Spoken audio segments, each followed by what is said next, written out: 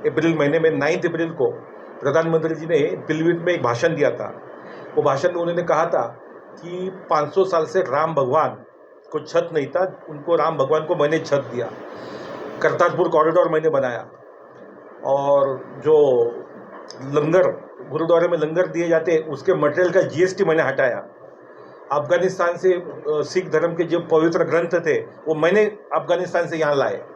इसके बदले में मंच पे बैठे हुए 4 कैंडिडेट लोकसभा के बीजेपी के, इनको वोट दीजिए।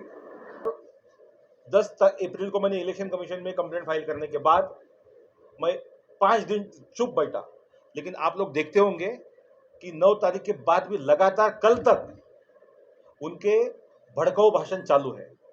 लेकिन उसके बाद 21 अप्रैल को पंतप्रधान जी ने, मोदी जी ने सबसे भड़काऊ भाषण दिया, जिसमें उन्होंने कहा कि अगर कांग्रेस की सरकार आती है तो ये लोग घर घर में जाएंगे, औरतों के मंगलसूत्र छीनेंगे, लोगों के प्रॉपर्टी के डॉक्यूमेंट छीनेंगे, पैसा छीनेंगे और वो मुसलमानों को बांटेंगे।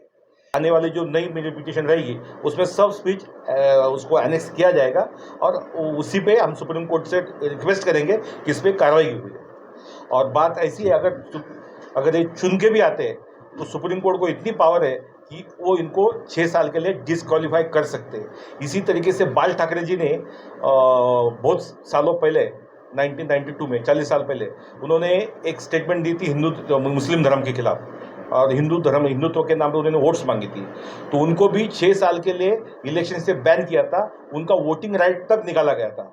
तो सेम जजमेंट इनको भी लागू होगा, इनका भी इलेक्शन से डिसक्वालीफाई हो गए, ये ना ही इलेक्शन लड़ पाएंगे, यहाँ तक कि इनका वोटिंग राइट भी निकाला जाएगा। नमस्कार भाइयों और बहनों, मैं आनंद एस जोनले 1994 से सुप्रीम कोर्ट में वकालत करता हूँ और पूरे देश में पिछले 30 साल से मैं वकालत कर रहा हूँ।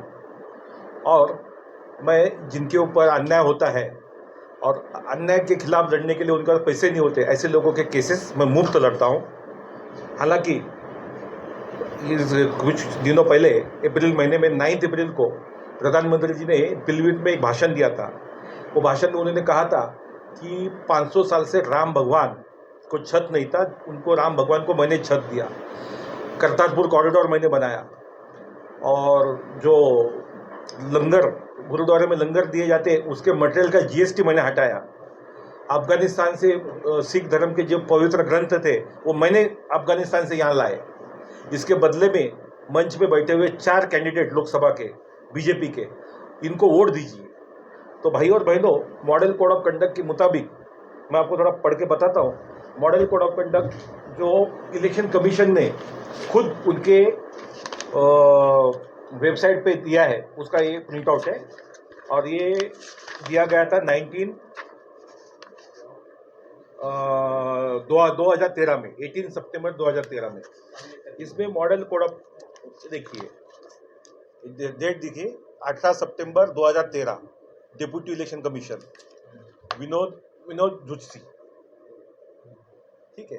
इसमें मॉडल कोड ऑफ कंडक्ट में number 3, model code of conduct for guidance of political parties and candidates, इसमें जनरल कंडक्ट नंबर 1, इसमें sub rule 3, there shall be no appeal to caste और communal feelings for securing votes, mosques, churches, temples or other places of worship shall not be used as forum for election propaganda। इतना clear cut model code of conduct होने के बावजूद देश के पंतप्रधान होने वाले व्यक्ति, जिनको मतलब देश का सबसे पहला व्यक्ति बताया जाता है कानून में कि जो प्रथम व्यक्ति है, उसने खुल्लम खुल्ला उसका वायलेशन करके मंदिर के नाम पे, गुरुद्वारे के नाम पे, प्रार्थना स्थल के नाम पे वोट्स मांगे। और इस तरीके से मैं बहुत व्यथित हुआ। फिर उन्होंने यही नहीं, 9 अप्रैल को उन्होंने एक ऐसा रनिंग स्टेटमेंट किया था कि कांग्रेस का जो मैनिफेस्टो है वो मुस्लिम मैनिफेस्टो जैसा है। तो इससे व्यथित होकर मैंने 10 तारीख को इलेक्शन कमीशन में कंप्लेंट फाइल की और इलेक्शन कमीशन में कंप्लेंट फाइल की और 10 अप्रैल को मैंने इलेक्शन कमीशन में कंप्लेंट फाइल करने के बाद मैं 5 दिन चुप बैठा, लेकिन आप लोग देखते होंगे कि 9 तारीख के बाद भी लगातार कल तक उनके भड़काऊ भाषण चालू है। तो भाई 15 अप्रैल को मैंने दिल्ली में हाई कोर्ट में व्यक्तिगत पिटिशनर मैं खुद था, वकील मैं खुद था, दिल्ली हाई कोर्ट में पिटिशन फाइल की थी। उसकी हियरिंग कुछ 22 तारीख को हुई, 22-23 तारीख को हुई। वो हियरिंग में इलेक्शन कमीशन के वकील हाई कोर्ट में आए और उन्होंने कहा कि आनंद जोनले जी की कंप्लेंट हमको मिली है और ये एक्शनेबल कंप्लेंट है, इसमें गुनाह हुआ है और हम नरेंद्र मोदी पंतप्रधान पे एक्शन लेंगे। तो कोर्ट ने हमें कहा कि इलेक्शन कमीशन उन पे एक्शन ले रहा है, तो कोर्ट का टाइम बर्बाद करने के बजाय आप इसको विड्रॉ करिए और हम डिस्पोज ऑफ करते हैं। तो हमने वो डिस्पोज ऑफ किया। लेकिन उसके बाद 21 अप्रैल को पंतप्रधान जी ने, मोदी जी ने सबसे भड़काऊ भाषण दिया, जिसमें उन्होंने कहा कि अगर कांग्रेस की सरकार आती है तो ये लोग घर घर में जाएंगे, औरतों के मंगलसूत्र छीनेंगे, लोगों के प्रॉपर्टी के डॉक्यूमेंट छीनेंगे, पैसा छीनेंगे और वो मुसलमानों को बांटेंगे। इसलिए फिर सुप्रीम कोर्ट में हमने एक, हमारी कलीग एडवोकेट है, एडवोकेट फतिमा अंसारी, ये निज़ाम के जो प्राइम मिनिस्टर थे उनके पोती है और ये supreme court women's lawyer association की प्रेसिडेंट है। आज उनकी तबीयत खराब है, इसलिए आज यहाँ पे है नहीं है। तो उनके नाम से मैंने पिटीशन सुप्रीम कोर्ट में डाली और सुप्रीम कोर्ट में मैंने जब बहस की तो सुप्रीम कोर्ट ने हमको पहला सवाल पूछा कि क्या आप इलेक्शन कमीशन गए हो? तो हमने कहा कि सर हम तो इलेक्शन में, जो फतिमा मैडम थी उनके तो इलेक्शन कमीशन में कोई कंप्लेंट थी नहीं।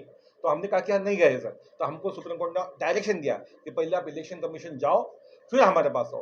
तो उसके मुताबिक हमने 15 मई को इलेक्शन कमीशन में कंप्लेंट फाइल कर दी है और अभी इमीडिएटली अगले 2-3 दिन में हम लोग सुप्रीम कोर्ट में वापस ये पिटीशन फाइल करने वाले हैं। इसलिए मैं चाहता हूँ कि आप सबका मुझे इसका सहयोग मिले।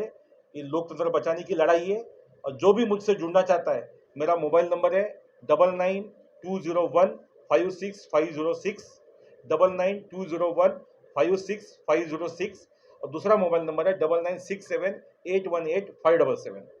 एक दो मुद्दों पे बताया कि कंप्लेन आपने दर्ज कराई है और उस पे आगे भी आप कराने का वो कर रहे हैं। जी। लेकिन प्रधानमंत्री जी का तो लगातार ऐसे बयान उनके पूरे चुनाव में सामने आए हैं और अगर आज कांग्रेस की बात करें, आज प्रेस कॉन्फ्रेंस में उन्होंने बताया कि 204 ऐसे बयान उन्होंने दिया है जी प्रधानमंत्री जी ने, जिसमें भैंस खोल लेंगे, टूटी खोल लेंगे, मंगलसूत्र खोल लेंगे, लास्ट में मुजरा तक आ गए। तो आप क्या कहेंगे? अभी जो हमारी जो पिटीशन फाइल होगी, जो पिछली पिटीशन फाइल की थी उसमें हमको सुप्रीम कोर्ट ने डायरेक्शन दिया था कि आप इलेक्शन कमीशन जाके फिर से हमारे पास आइए। तो हमें अभी एक फ्रेश पिटीशन फाइल होगी। हालांकि पिछले पिटीशन में भी मैंने 25 स्पीचेस का रेफरेंस दिया था, ऐसा सिर्फ 2 स्पीच का नहीं दिया था, हमने 25 स्पीच का रेफरेंस दिया था। इसमें लिस्ट भी थी मेरी, ये मेरी पिटीशन है। ये पिटीशन में आप देखोगे मैंने पूरा चार्ट बना के टोटल 25 स्पीच उस समय जो मेरे पास थी वो मैंने दी थी। ये देखिए, ये पैरा नंबर 5, ये मेरा पिटीशन है। इसमें देखो पिटीशन है, ये serial particular date of incident 19 March की स्पीच सालेम तमिलनाडु में दी थी। उसका उधर उन्होंने क्या वायलेशन किया था उसका रेफरेंस है। फिर उसके बाद में वहाँ पे उन्होंने राहुल गांधी के खिलाफ स्पेलिंग दिया, कुछ ये किया था कि शिव शक्ति के नाम से उनके खिलाफ कुछ इंसल्ट किया था, हिंदू भगवान का इंसल्ट किया था। फिर उन्होंने 6 अप्रैल को उत्तर प्रदेश में सहारनपुर में जो कांग्रेस पार्टी का मैनिफेस्टो है उसकी आइडियोलॉजी मुस्लिम लीग से मिलती है, ये स्टेटमेंट किया था। फिर 7 अप्रैल को उन्होंने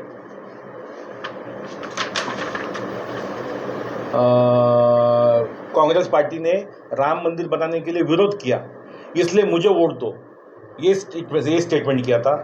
फिर 19 अप्रैल को अमरोहा नाम की उत्तर प्रदेश में जगह है, वहाँ पे उन्होंने राहुल गांधी है हिंदू धर्म के खिलाफ है, ऐसा उन्होंने स्टेटमेंट किया था। तो इस तरीके से सब स्पीचेस हमारे पिटीशन में है और आने वाले जो नई मेरी पिटीशन रहेगी उसमें सब स्पीच उसको एनेक्स किया जाएगा और उसी पे हम सुप्रीम कोर्ट से रिक्वेस्ट करेंगे कि इस पर कार्रवाई हुई है। और बात ऐसी है, अगर ये चुन के भी आते हैं तो सुप्रीम कोर्ट को इतनी पावर है कि वो इनको 6 साल के लिए डिसक्वालीफाई कर सकते हैं। इसी तरीके से बाल ठाकरे जी ने बहुत सालों पहले 1992 में, 40 साल पहले उन्होंने एक स्टेटमेंट दी थी मुस्लिम धर्म के खिलाफ, और हिंदुत्व के नाम पे उन्होंने वोट्स मांगी थी। तो उनको भी 6 साल के लिए इलेक्शन से बैन किया था, उनका वोटिंग राइट तक निकाला गया था। तो सेम जजमेंट इनको भी लागू होगा, इनका भी इलेक्शन से डिस्क्वालीफाई हो गए, ये ना ही इलेक्शन लड़ पाएंगे, यहाँ तक कि इनका वोटिंग राइट भी निकाला जाएगा। सर, आपको लगता है डिस्क्वालीफाई कर दिया जाएगा? 100%, क्योंकि सामने कानून दिखा रहा हूँ। अगर कानून से कोर्ट चलेगी तो 100% कोर्ट को ये जजमेंट देना ही होगा। 6 दिन क्यों नहीं लिया? चुनाव आयोग उन्होंने अपॉइंट किया हुए, सब उनके घर के बच्चे, तीनों उनके बच्चे।